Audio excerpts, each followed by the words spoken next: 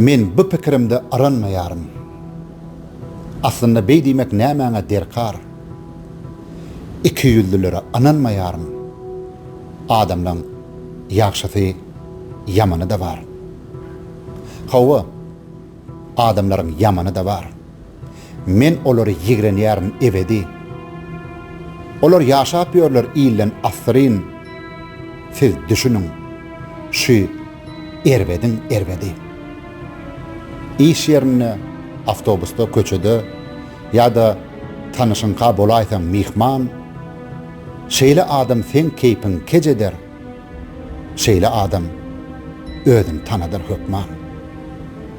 Oturşuğa bile gelen dostunyň sebäp bilen daş çykaryna mehetdel, üstüni açyp oňa bolan kassynyň işdä bilen gıýbat eder şol hakda. Durmuşda köp duşdum iki ýüzlämen. Şeýle duşlukda köp zat ýitirdim. Ýöne bulan bari misli egzamen ýagşylara şeýdip akyl ýetirdim.